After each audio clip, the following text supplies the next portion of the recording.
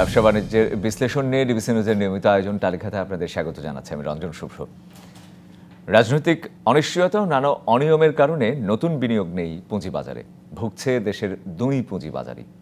বেশ কিছু পদক্ষেপের পরও শেয়ার বাজারে চাঙ্গা ভাব দেখা যাচ্ছে না, কেবল বাড়ছে সংকটই। তালিকাতে আজ সেই কারণ ও সমাধান খোঁজার চেষ্টা করব।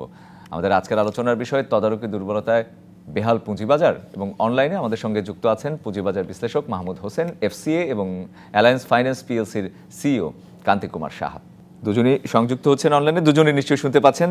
স্বাগত দুজনকে। আমি কান্তি কুমার সাহা, আপনাকে দিয়ে যদি শুরু করতে চাই, যে আমরা দেখলাম যে 5 তারিখ সরকার পতনের পর এরপর থেকে নানা খাতেই হচ্ছে বিভিন্ন পদক্ষেপ নেওয়া হচ্ছে, সংস্কার হচ্ছে। আমরা ব্যাংকিং খাতে দেখলাম যে অনেক বদল আসলো, অনেকগুলো পরিকল্পনা প্রকাশ করা হলো, পরিকল্পনা অনুযায়ী কিছু ব্যবস্থাও নেওয়া হলো। পুঁজিবাজারে আসলে কি হলো, যদি আমি একটু শুনতে চাই যে 5 মাসে 6 মাসে আসলে কি হলো? ধন্যবাদ। হ্যাঁ, অ্যাকচুয়ালি 5th অগস্টের পরে সব জায়গাতেই এক ধরনের সংস্কারমূলক বা চেঞ্জেস আনা হয়েছে। আপনি ব্যাংকিং সেক্টরে কারেক্টলি বলেছেন যে ব্যাংকিং সেক্টরে এই প্রবলেমগুলো অনেক আগে থেকেই আলোচনা চলছিল, এবং তারপরে একজন right kind of governor join করেছেন এবং উনি এসে সঙ্গে সঙ্গে এগুলোকে অ্যাড্রেস করা শুরু করেছেন, এবং তাৎক্ষণিক আমরা কিছু রেজাল্টও দেখেছি। পুঁজিবাজারের ব্যাপারটা একটু ডিফারেন্ট, এটা সেন্ট্রাল ব্যাংকের সঙ্গে সরাসরি কম্পেয়ার করা উচিত না, বিকজ এই মার্কেটে অনেক আগে থেকেই অনেক অ্যানোমালিজ আছে। অনেক কিছুতে আমরা আমাদের অন্যান্য দেশের তুলনায়ও পিছিয়ে আছি। আপনি যদি বলেন যে গত 5 বছরের সঙ্গে যদি আমরা কম্পেয়ার করি ওই জায়গাটা আমরা কোথায় আছি, আপনি সিগনিফিকেন্ট কোনো কিছু কিন্তু দেখাতে পারবেন না। সুতরাং আমাদের এই জায়গাটা আমি বলবো যে একটু অবহেলিত পুঁজিবাজার। কারণ আমাদের যখন দেশের বাজেট হয় বা মেজর কোনো পলিসি হয়, তখন ব্যাংকিং সেক্টরটাকে যেভাবে গুরুত্ব দেওয়া হয়, ক্যাপিটাল মার্কেটটাকে সামহাও এরকম ভাবে দেওয়া হয়। নাম্বার 2 হচ্ছে ক্যাপিটাল মার্কেটে 5ই আগস্টের পরে নতুন কমিশন আসার পরেও কিন্তু একটা পজিটিভ একটা হাইপ ক্রিয়েট হয়েছিল বিকজ অফ দ্য চেঞ্জেস, যে একটা রিজিম চেঞ্জ হয়েছে, করাপশন এবং এগুলো থেকে বেরিয়ে এসে নতুন একটা যাত্রা শুরু হবে, এইভাবে একটা মানুষের মনে কিন্তু আশা তৈরি হচ্ছিল। এবং আপনি দেখবেন যে প্রথমে 1-2 মাস কিন্তু ক্যাপিটাল মার্কেটে কিন্তু গেইন ছিল। আপনি বোথ ইন্ডেক্স বলেন, টার্নওভার, ইভেন টার্নওভার অনেক বেড়েও গিয়েছিল একদিন দুদিনের জন্য। বাট ইমিডিয়েটলি আফটার দ্যাট এটা কিন্তু ওই পেসটা ধরে রাখা যায়নি। এটা তো কয়েকটা কারণ আছে। একটা কারণ হচ্ছে যে ওভারঅল ম্যাক্রো ইকোনমি, যেখানে আমাদের ওই সভরেন রেটিং ডাউনগ্রেড হয়েছে, আউটলুক নেগেটিভ হয়ে গেছে, তারপরে ম্যাক্রো ইকোনমির যে প্রেশার গুলো এসছে বিভিন্ন ইন্ডিকেটরস, সেগুলোতেও কতগুলো ইস্যুস আছে, তাই না? তো যার কারণে ফরেন ইনভেস্টমেন্টের কথা বাদই দিলাম, এই মার্কেটে এই সিচুয়েশনে আসবে না ক্যাপিটাল মার্কেটে, বাট লোকাল ইনভেস্টাররাও ওইভাবে ইনভেস্ট করতে পারছে না, বিকজ ইনফ্লেশন ইজ হাই, ব্যাংকের rate of interest is high, ডিপোজিটে বেশি রেট পাওয়া যাচ্ছে, এবং কনফিডেন্সের অভাব। আপনি দেখবেন যে এই যে টেম্পোরারি যে গেইনটা এসছে, সেখানেও কিন্তু ফান্ডামেন্টালি স্ট্রং কোম্পানির শেয়ার প্রাইস ওরকম ভাবে পারেনি, যেভাবে উইকার কোম্পানিগুলো যাদের অপারেশনসে তেমন কোনো আপনার কোনো মেজর কোনো ইনফরমেশন নেই, সেখানেও কিন্তু দেখা যাচ্ছে যে কান্তি কুমার শাহ, একটু একটু একটু থামিয়ে যদি আপনার কাছে জানতে চাই, যেটি হচ্ছে যে আমি একটু নিয়ন্ত্রক সংস্থা, আপনার কথার প্রসঙ্গ ধরে একটু নিয়ন্ত্রক সংস্থার দিকে যদি আসি, যে যেটি বলা হয় যে তদারকি সংস্থা, নিয়ন্ত্রক সংস্থা যাই বলি না কেন, তার কি আসলে কোনো ধরনের দুর্বলতা রয়েছে কিনা? পুঁজিবাজারের যেই উন্নতি হচ্ছে না, আমরা যেটি আপনি নিজেও যদিও বললেন যে আসলে ঠিক 5 তারিখের পরে রাতারাতি অনেক জায়গায় যেখানে সংস্কার বা উন্নয়ন আনা সম্ভব, পুঁজিবাজারের বিষয়টা সেরকম না, কিন্তু কিছুটা হলেও আনা যায়নি বা যাই বলি না কেন, সেটি কি আসলে তদারকি সংস্থার দুর্বলতা একটা কারণ? যদি সেটি কারণে, তাহলে দুর্বলতাগুলো কোনগুলো যদি থাকেই? আমার মনে হয় যে ক্যাপিটাল মার্কেটেও তো চেঞ্জ, রেগুলেটরি বডি, আপনি যদি বিসেকের কথা বলেন, সেখানে চেঞ্জ আনা হচ্ছে, তাই না? সিনিয়র লেভেলে চেয়ারম্যান থেকে শুরু করে কমিশনার চেঞ্জড। তারপরে আপনি ডিএসসি গুলো যদি দেখেন, সিএসসি, ওখানেও চেঞ্জ আনা হচ্ছে টপ লেভেলে। বাট ওই যে বলছিলাম যে ব্যাংকিং সেক্টরের মতো এই জায়গাটায় কিন্তু এত তাড়াতাড়ি রাতারাতি কিছু করার সুযোগ নেই। This is a very sensitive market, different type of market. এখানে পলিসি ফর্মুলেশন করতে হবে, আরো টেকনিক্যাল অনেক কাজ করার ব্যাপার আছে, সেই জায়গাগুলো করতে হবে। যেমন আমি একটা বলি যে সেন্ট্রাল ব্যাংকে এখানে কিন্তু বোর্ডগুলো পুনর্গঠন করা হচ্ছে, যেগুলো একক হাতে যেসব ব্যাংকগুলো ছিল, যেখানে যেখানে এনপিএল এবং গভর্নেন্স ইস্যু সিরিয়াস পর্যায়ে চলে গেছিল, সেটাকে অ্যাটাক করা হয়েছে, বোর্ড রিকনস্টিটিউট করা হচ্ছে, সাবসিকুয়েন্টলি লিকুইডিটি সাপোর্ট দেওয়া হচ্ছে, instantly you can see some tractions. কিন্তু আপনি ক্যাপিটাল মার্কেটে তো এইভাবে আপনি পারবেন না, ইটস এ ডিফারেন্ট মার্কেট। এখানকার জন্য পলিসি ফর্মুলেট করতে হবে, পলিসি ওনারা এসছেন, বেশি দিন হয়ওনি, ওনাদেরকে এই জায়গাগুলো চেঞ্জ করতে হবে, নতুন কোম্পানিগুলোকে আইপিওতে আনার চেষ্টা করতে হবে। যেমন একটা ভালো উদ্যোগ নিয়েছেন ওনারা, যারা এর আগে অনিয়ম করেছেন তাদের বিরুদ্ধে একটা বিরাট ফাইন ইম্পোজ করেছেন।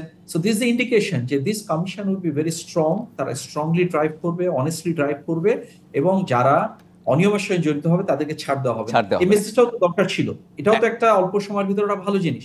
বাট নতুন করে পুঁজিবাজারে ভালো কোম্পানিগুলো আনা, অ্যানোমেলিগুলো দূর করা, এত যুগের পুঞ্জীবিত প্রবলেম গুলোকে আপনি ৩-৪ মাসে খুব ক্যাপিটাল সহজ মার্কেটে হবে ঠিক না এবং করা চ্যালেঞ্জও রয়েছে। সহজ হবে। একদম রাইট। পরিষ্কার কান্তি কুমার শাহ আপনার কথা। আমি মাহমুদ হোসেনের কাছে যেতে চাই যে পরিবর্তিত পরিস্থিতিতে নিয়ন্ত্রক সংস্থা বা তদারকি সংস্থা এসে কি আসলে সঠিক ভূমিকা নিতে পারছে কিনা বা যথাযথ কাজগুলো করতে পারছে কিনা, এই ব্যাপারে একটু মন্তব্য দিয়ে শুরু করতে চাই। ধন্যবাদ আপনাকে। দেখুন, আমি যেটা বলবো যে আসলে নিয়ন্ত্রণকারী সংস্থায় যারা এসেছেন বা তাদের কর্তৃক যারা ঢাকা স্টক এক্সচেঞ্জের গভর্নিং বডিতে অ্যাপয়েন্টেড হয়েছেন বা চিটাগং স্টক এক্সচেঞ্জের বোর্ডে অ্যাপয়েন্টেড হয়েছেন, তাদের আপনার হচ্ছে আন্তরিকতা বা সততা নিয়ে আমার কোনো কোশ্চেন নাই। বাট তারা যে অ্যাপ্রোপ্রিয়েট স্টেপ নিতে পারছেন সেটাও আবার হলফ করে বলতে পারছি না। কেন বলতে পারছি না? দেখেন, হয়তো রাতারাতি এখানে আপনি অনেকগুলা কোম্পানিও নিয়ে আসতে পারবেন না, মৌলভিত্ত সম্পন্ন বা ভালো কোম্পানি। আবার রাতারাতি আপনি বিদেশ থেকে বিলিয়ন ডলারও নিয়ে আসতে পারবেন না। বাট লিস্ট আপনার মার্কেটের যারা স্বার্থ সংশ্লিষ্ট অংশীদার আছে তাদের মধ্যে তো একটা পারস্পরিক বোঝাপড়ার সৃষ্টি করতে পারবেন। আমরা যদি নিজেদেরকে প্রশ্ন করি, সেটা কি নিয়ন্ত্রণকারী সংস্থা বা এই যে দুটো স্টক এক্সচেঞ্জ তারা পারছে? আমার কাছে কিন্তু এটা বড় একটা প্রশ্ন থেকে যায়।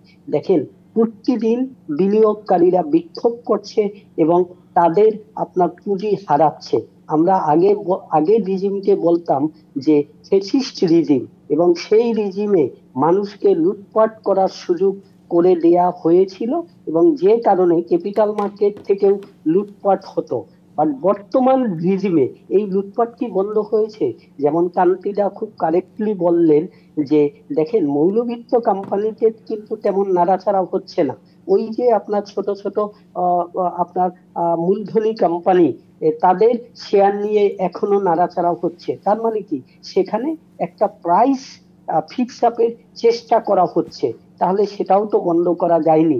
আপনি যদি ব্যাংকিং সেক্টরের কথা বলেন, সেখানে কিন্তু দুর্বল ব্যাংকগুলো বা যে ব্যাংকগুলো একদম কোনো গ্রাহকের টাকা দিতে পারছিল না, সেখানে কিন্তু বাংলাদেশ ব্যাংকের একটা ইন্টারফারেন্সের মাধ্যমে অ্যাটলিস্ট গ্রাহকরা কিছু হলেও টাকা পাচ্ছে এবং ড্যামেজ কন্ট্রোল কিন্তু বন্ধ হয়েছে। নতুন করে কিন্তু লুটপাট তেমন একটা হচ্ছে না বলতে গেলে। বাট পুঁজিবাজারে তো এখনো লুটপাট চলছে। আপনি এই মানি মার্কেট এবং ক্যাপিটাল মার্কেট যেটাকে যদি পাশাপাশি বসান, তাহলে দেখবেন এখানে এখনো লুটপাট চলতেছে। এখনো মার্কেটে সেই ভিসিআর সার্কেল বা আপনার আনহোলি নেক্সাস, তাদের একটা কলিউসিভ রিপোর্টে তারা চাল চুলোহীন কোম্পানি, যে কোম্পানি হচ্ছে আপনার ব্যবসা বন্ধ, উৎপাদন বন্ধ, তাদের শেয়ারের এখনো হু হু করে দাম বাড়ছে। ইভেন কি এই যে লুণ্ঠনকৃত ব্যাংকেরও কোনোটার দাম কিন্তু বাড়াচ্ছে, তাহলে সেটা কিন্তু বন্ধ করতে পারেননি। হ্যাঁ, আমি বলছি যে একদিনেই আপনার মনে করেন হচ্ছে অনেক বড় বড় কোম্পানি আসবেন না বা ফান্ড আসবেন না, বাট আপনার লিস্ট আপনার এই পুঁজি বাজার যে লুণ্ঠন হয় সেই পরিবেশটা নিশ্চয়ই, জি জি, সেই পরিবেশটা নিশ্চয়ই লাগবে। আমি আপনার কাছে আমার প্রশ্ন থাকবে, আপনি কিছু দুর্বলতার কথা বলেছেন, কিছু লুটপাটের কথা বলেছেন, সেইগুলো আসলে কেন এতটা চ্যালেঞ্জিং, এগুলো দূর করা বা নির্মূল করা, সেগুলো কেন চ্যালেঞ্জিং, সেটি কেন পারা যাচ্ছে না এখনো, সেই ব্যাপারে একটু বিস্তারিত শুনবো। আমি একটা বিরতি থেকে ফিরে এসে দুজনের সাথেই আরও নানা প্রসঙ্গেই আলোচনা হবে। থাকুন আমার সাথেই। ব্যবসা বাণিজ্যের বিশ্লেষণে ডিবিসি নিউজের নিয়মিত আয়োজন তালিকাতে একটা বিরতি নিচ্ছি, ফিরছি শিগগিরই, সঙ্গে থাকুন। আবারও স্বাগত জানাচ্ছি ব্যবসা বাণিজ্যের বিশ্লেষণে ডিবিসি নিউজের নিয়মিত আয়োজন তালিকাতে। আজকে আমার সাথে রয়েছে কান্তি কুমার শাহ এবং মাহমুদ হোসেন, এবং আলোচনা করছি তদারকি দুর্বলতায় বেহাল পুঁজিবাজার এই বিষয়ে। দুজনকে আবারও স্বাগত। মাহমুদ হোসেন, আপনার কাছে আমার যাওয়ার কথা ছিল, যেটি হচ্ছে যে কোন জায়গাগুলো আসলে নিয়ন্ত্রক সংস্থার জন্য, তদারকি সংস্থার জন্য আসলে কঠিন হয়ে গেছে, চ্যালেঞ্জ হয়ে গেছে, কোন জায়গাগুলোতে আসলে কোনো সমাধান আনা যাচ্ছে না, কেন এই লুটপাট এখনো চলছে?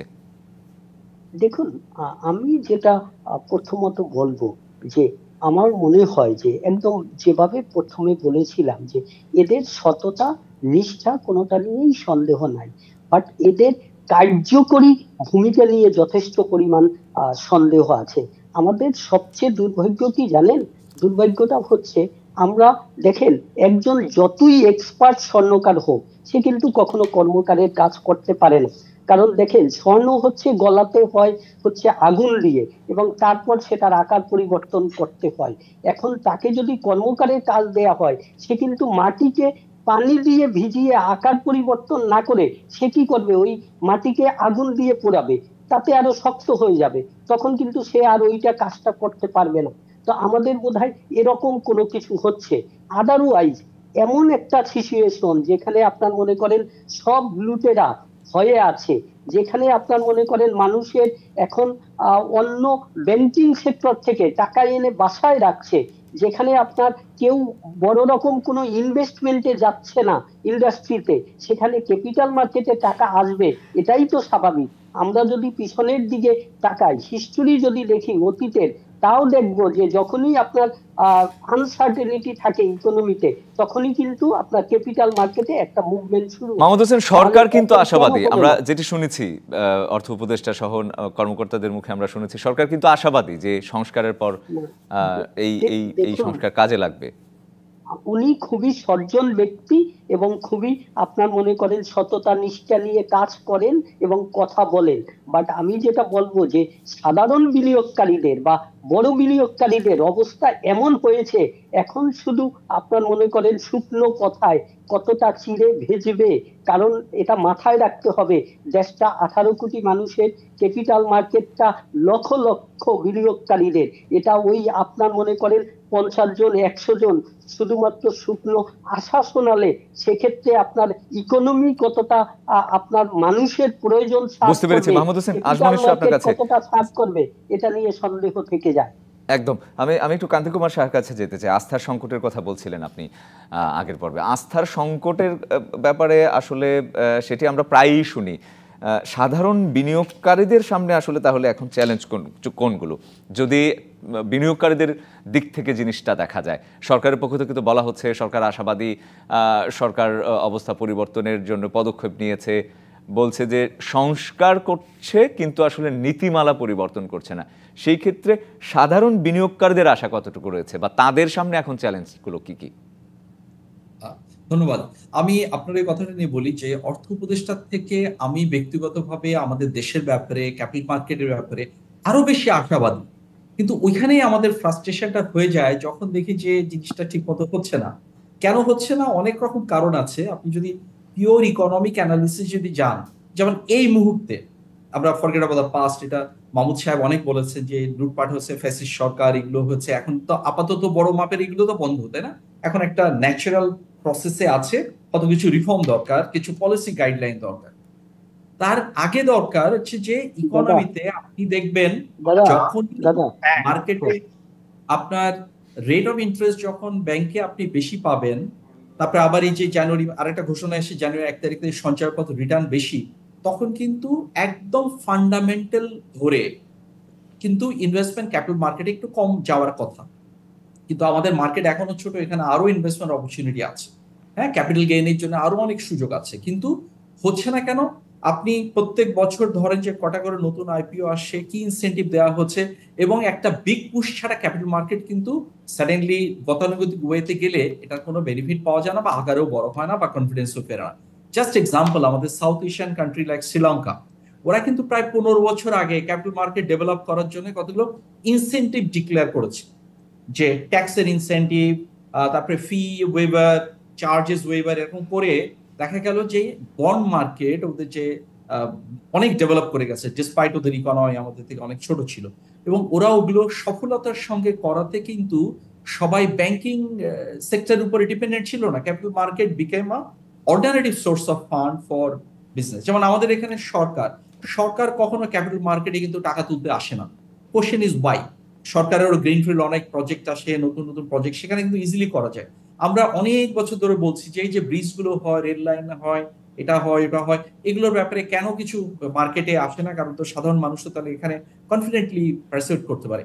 আর বড় পুশ দেওয়ার যেটা জায়গাটা বলছিলাম সেটা হচ্ছে যে মাঝখানে আমরা মিডিয়াতে দেখেছি, আমি জানি না কতটুকু এটা সত্যি, সেটা হচ্ছে যে এসইসি থেকে কিন্তু একটা প্রপোজাল দেওয়া হয়েছে এনবিআর কে যে বড় বড় ভালো মৌলভিত্তিক কোম্পানি, যারা ভালো প্রফিটেবল কোম্পানি অনেক বছর ধরে বাংলাদেশে ব্যবসা করছে, এই বড় কোম্পানিগুলোকে ক্যাপিটাল মার্কেটে লিস্টিং এ আনার জন্য সেখানে কতগুলো সাজেশন দেওয়া হচ্ছে। সেটা হচ্ছে যে ট্যাক্সের ইনসেন্টিভ, লাইক এত পার্সেন্ট, সে 10% করলে জি ট্যাক্সের বেনিফিট এত, জি 30% একদম করলে একদম 100% করলে। একদম বাট আমরা আজ পর্যন্ত মানে এনবিআর এর এই ব্যাপারটাতে আমরা কোনো সাপোর্ট দেখিনি, বিকজ বাস্তবায়নে একটা উদ্যোগ যতই চেষ্টা করুক না কেন উইদাউট ইনসেন্টিভ একদম স্ট্রাকচার হবে একদম না। ধন্যবাদ। জি, কান্তি কুমার শাহ, মাহমুদ হোসেন, দুজনকে অসংখ্য ধন্যবাদ তালিকাতে আজকে সময় দেওয়ার জন্য। ব্যবসা বাণিজ্যের বিশ্লেষণে ডিবিসি নিউজের নিয়মিত আয়োজন তালিকাতে আজ এ পর্যন্তই। সঙ্গে থাকুন।